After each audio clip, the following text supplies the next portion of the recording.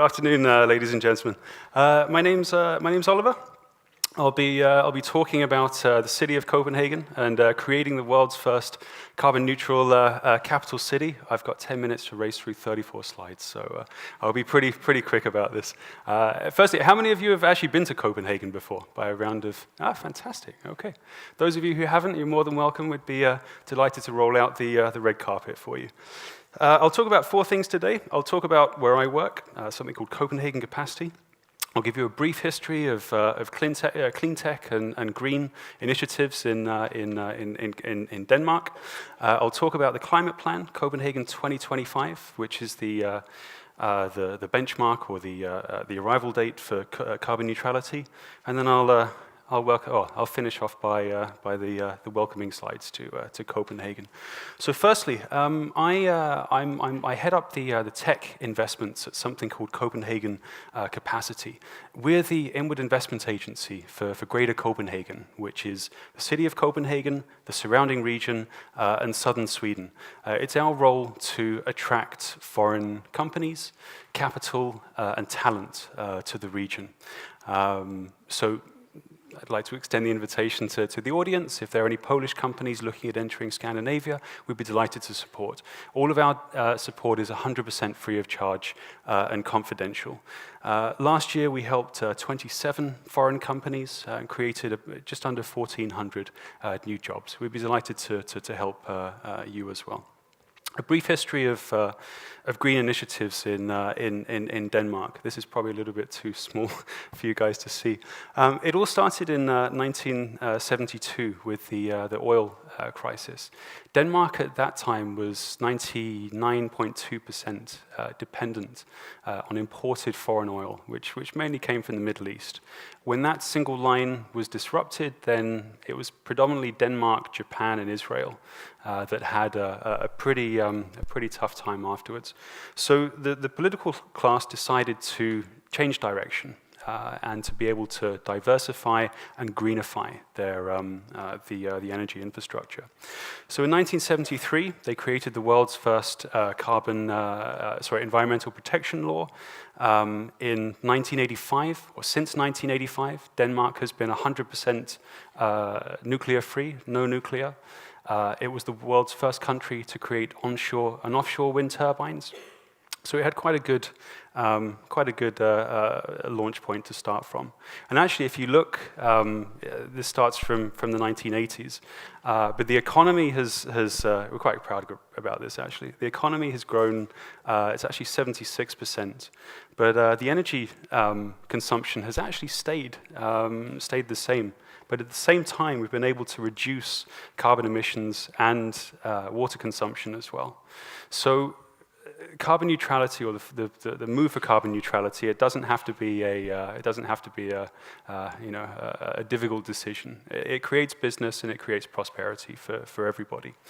Denmark since has received a lot of awards and recognition for its climate policies, and today it's one of the world's most efficient, energy efficient countries.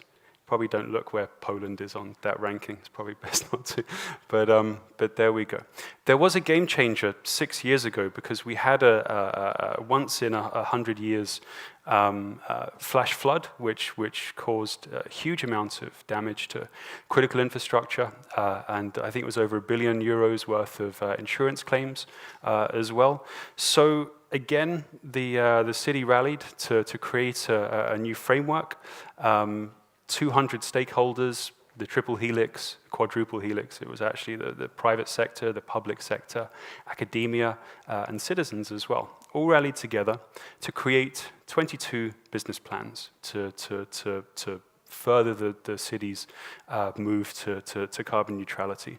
But the biggest challenge is that even when you have falling carbon emissions, you actually have a growing population as well. Copenhagen has 1,000 new citizens or people moving to Copenhagen every single month.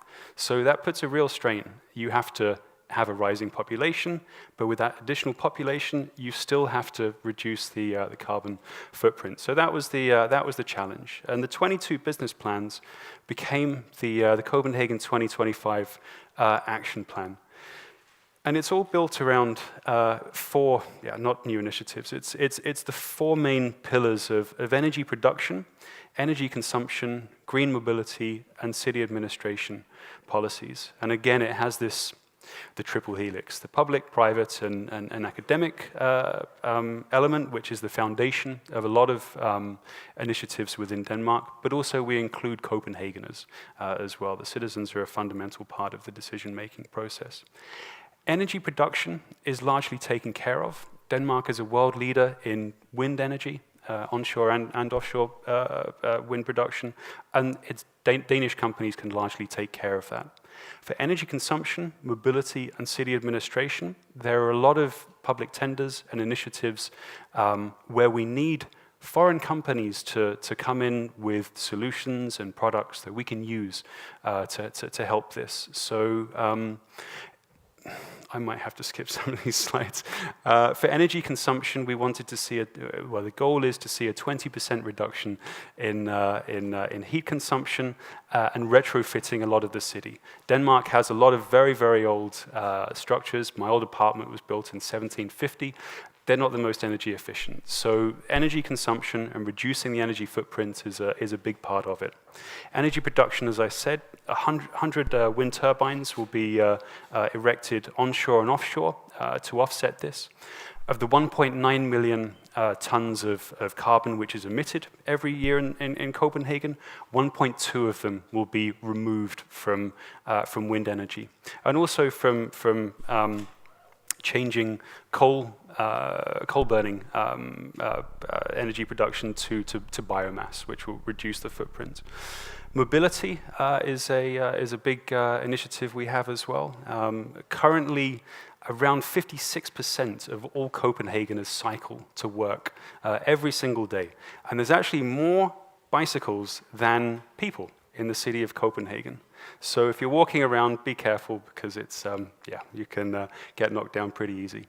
But the target is to get from 56% of Copenhageners biking to 75% by 2025. As well as those three, we're also looking at intelligent transport system and lighting products which can help reduce the carbon footprint. At the moment, we have French companies, we have American companies, we have Dutch companies as well who have joined or won city tenders. If there are Polish companies or if there are companies in the audience today who would like to become a part, then we'd be delighted to introduce. We have 3 periods. The second period in the middle, the first period was the strategy. The one in the middle is the status update that we have at the moment, but we still have 4 years to go after that. And these are the results that you can see since 2005 in terms of the electricity, district heating, and traffic. There's been a pretty marked reduction. We set the date for 2025, but we think that we might actually be able to reduce to achieve carbon neutrality by 2022 or 2023.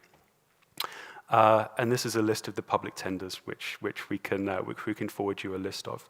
So we hope to see you soon in Copenhagen. It's a beautiful place to live. I'm not actually Danish. I'm British, so I'm one of the people who moved there because it's such a nice city. Maybe you might make up some of the other 999 who are moving. We have, for 6 years in a row, been voted by the World Bank as the best country in all of Europe to do business, the easiest country to do business in Europe. We've just been voted by the European Union as the most digitized society out of the 28 member states, 27 soon to be. Don't talk about the war. We're also the happiest country. Actually, we're not the happiest country. Norway has just taken that prize. But if you see a Danish person in the audience today, I can see a couple. Generally, they're smiling about 23 hours of the day. They're very nice, happy people. It's a lovely city to live in. It frequently comes up at the top of livability rankings. We were voted the European Green Capital of 2014. Consider yourself invited. There's many reasons why we'd like to welcome you here. You can come and catch me afterwards for a chat. You can find me on LinkedIn. We'd be delighted to speak. and 34 slides in 9 minutes and 20 seconds. Fantastic. Thank you very much.